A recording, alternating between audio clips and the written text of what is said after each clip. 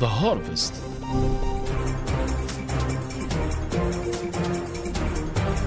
Good afternoon, Africa. This is Imene Nouad with the latest news from across the continent and the world.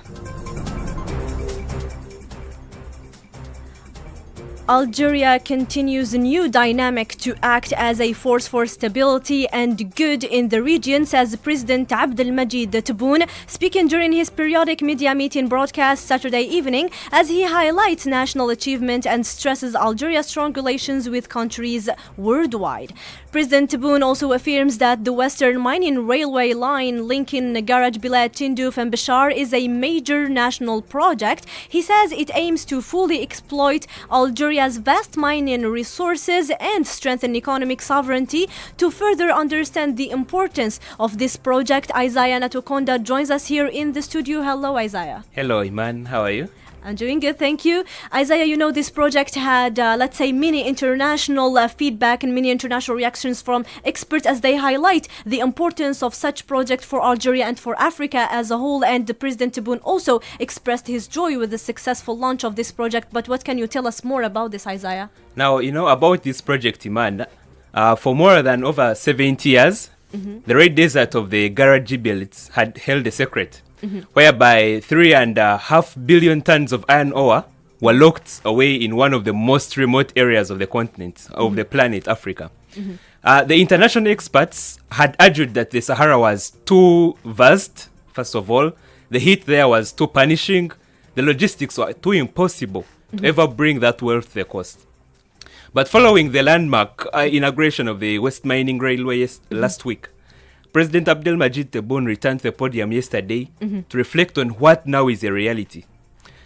950 kilometers of steel now slice through the desert, which was actually completed in a record-breaking 24 months, which people thought was actually impossible.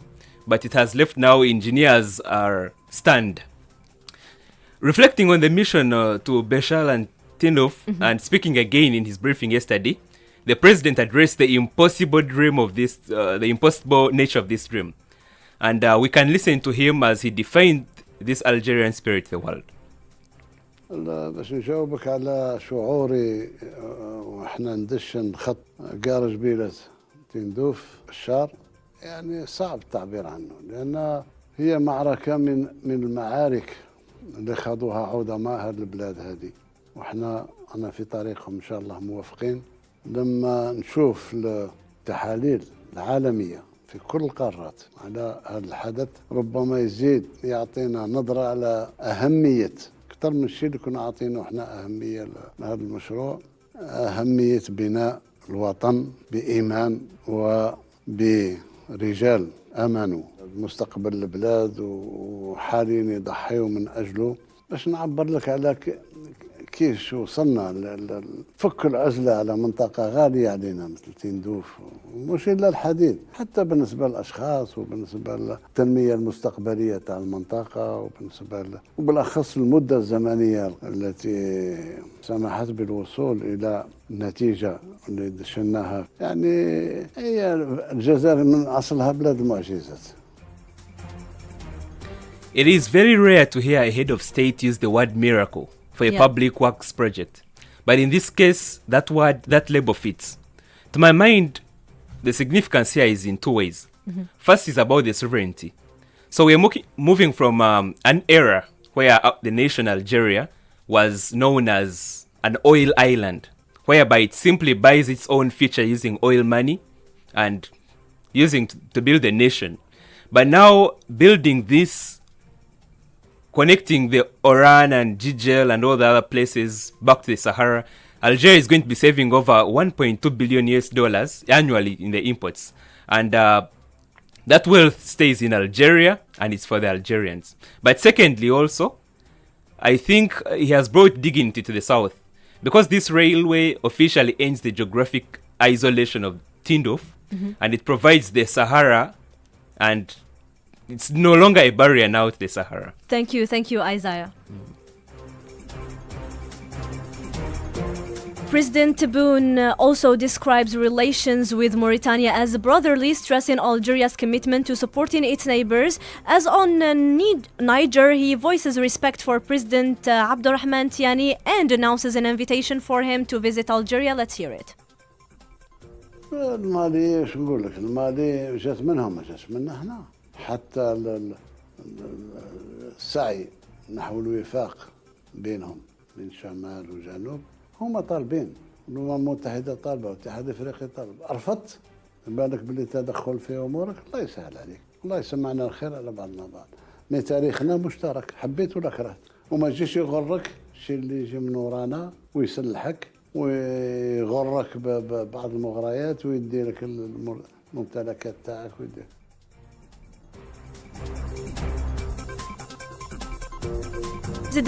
This was President Abdelmajid Tebboune as he recalls the shared history between the two countries of Mali and Algeria, warning against foreign actors fueling instability between the two nations. And now we also hear President Tebboune as he talks on Niger.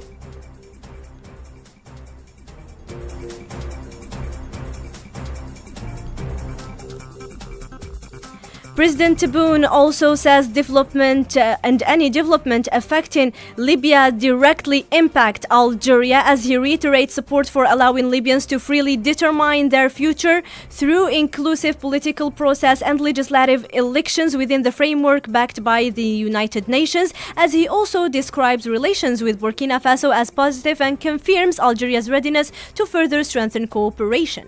Let's hear it.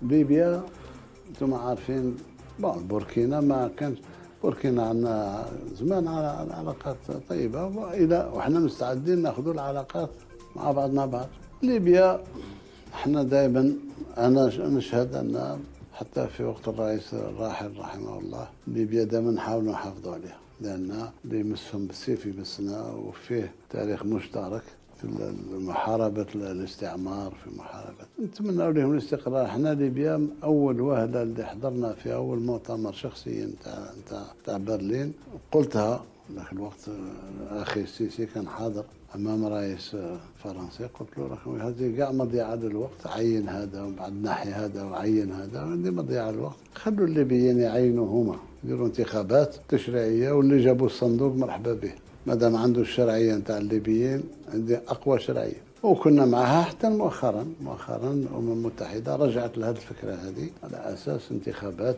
وعلى أساس دول الجوار هي أقرب. اليوم رانا فيه ثلاثي ما كانش اللي يفهم أشقائنا الليبيين مثلنا احنا المصريين تونس توانسة وإحنا ورانا نحاولوا مع بعض في اجتماع تاع وزراء الخارجية دوري. President Tebboune also announces upcoming visit by the Italian Prime Minister to assess economic cooperation and explore new prospects as he stresses the need to launch Algerian-Italian Chamber of Commerce and highlights Algeria's support for Italy's Mattis Plan for Africa. Algerian Prime Minister Sifi Gharieb arrives today at Saqiet Sidi Youssef border crossing in Tunisia to co-chair the official commemorations of the 68th anniversary of Saqiet Sidi Youssef massacre with Tunisian head of government Sara Zafrani Zinzri, and the visit underscores a deep brotherhood and solidarity between the two nations. Let's hear what Sifi Gharieb said about this occasion. February 8, 1958 is a historic turning point and a landmark event in the shared history of our two countries. It is undoubtedly an important historical milestone that highlights the extent of mutual unity and solidarity. It not only reflects unity of belonging and unity of destiny, but also confirms the authenticity and depth of the strong ties that bind our two countries and the close bonds of brotherhood, awakened the global consensus and affirmed the justice of the Algerian cause, as well as the sincerity and strength of Algerian-Tunisian brotherhood. Algeria and Tunisia commemorate the 68th anniversary of Saqiet Sidi Youssef massacre, the crime committed by French colonial forces that killed 79 civilians and injured more than 130 others. Yasmin Ben Ashur takes us back to this sad memory. Let's hear it. Every year, Algeria and Tunisia remember the Saqiet Sidi Youssef massacre, a tragic event that took place on February 8, 1958, on the Algerian-Tunisian border. On that day, French warplanes bombed the peaceful Tunisian village of Saqiet Sidi Youssef, targeting civilians as punishment for Tunisia's support of the Algerian liberation struggle. The attack happened during a busy market day. Homes, schools, and public buildings were hit. More than 70 civilians were killed, including many children, and 148 others were wounded. Algerians and Tunisians died side by side, their blood mixed with a shared history of pain and resistance. The massacre shocked the world and exposed the brutality of colonial war. It also strengthened the bond between the two countries, who stood together against oppression. Today, the Algerian Prime Minister is attending the official commemoration, honoring the victims, and so Saqiet Sidi Youssef remains a symbol of sacrifice, unity, and the price paid for freedom. Remembering Saqiet Sidi Youssef is not only an act of history, but an act of loyalty. It is a promise that the voices of the innocent will never be forgotten, and that the pain they endured will continue to guide future generations toward justice, dignity, and peace. In honoring this memory, Algeria and Tunisia affirm that shared sacrifice can become shared strength, and that remembrance itself is a form of resistance against forgetting.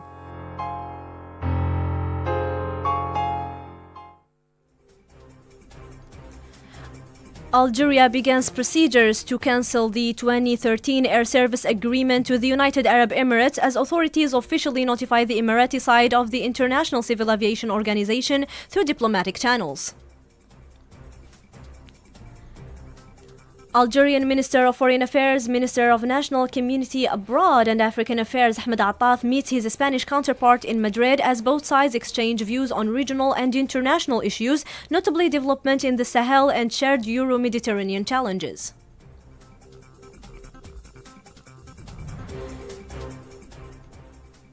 An Aswad human rights group reports issues violations against civilians in Mali. The report accuses the Malian army and mercenaries, stating that 553 people were killed in northern and central Mali during 2025. Shifting to the sub-Saharan Africa, at least 51 people are abducted and 3 killed in armed attack on 4 villages in Kaduna State, northern Nigeria. Security sources says that the attack occurred over the past 3 days with no claim of responsibility so far. Widad Alawa is here with us in the studio to explain more. Hello, Widad. Hello, Iman. What can you tell us about this incident that happened in Nigeria, Widad? Yes, Iman, a wave of fear is once again sweeping across Nigeria. A series of mass kidnappings in late 2025 has drawn renewed attention to the country's deteriorating security situation. In response, the Nigerian President Bola Tinubu declares a state of emergency and launches a recruitment drive to confront growing insecurity.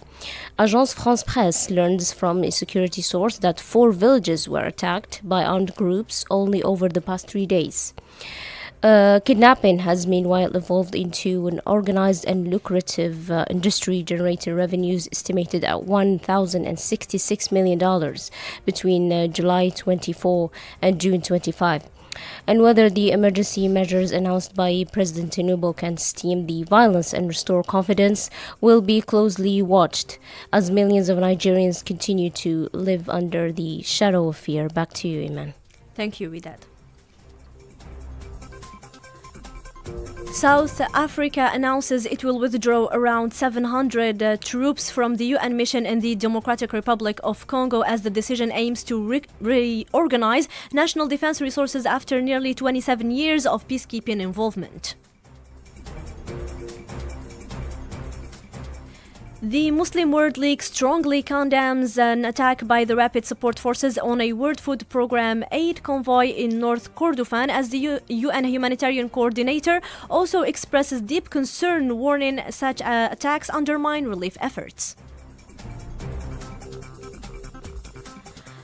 Somali President Hassan Sheikh Mahmoud criticizes the Zionist entity's recognition of Somaliland and unilateral independence, speaking in Doha. He also condemns the humanitarian situation in Gaza, calling it unprecedented in modern history.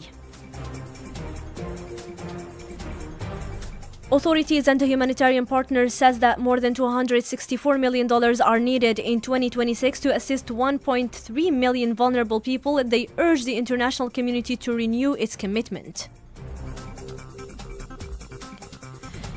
Concluding with sport news, the FIFA World Cup trophy replica goes on public display tomorrow morning at the Mohammed Boudiaf Olympic Complex in Algiers. Algeria's national futsal team hosts Guinea today in Oran for the second leg of the AFCON 2026 qualifiers. The Greens aim to confirm their 4-0 away victory and secure qualifications.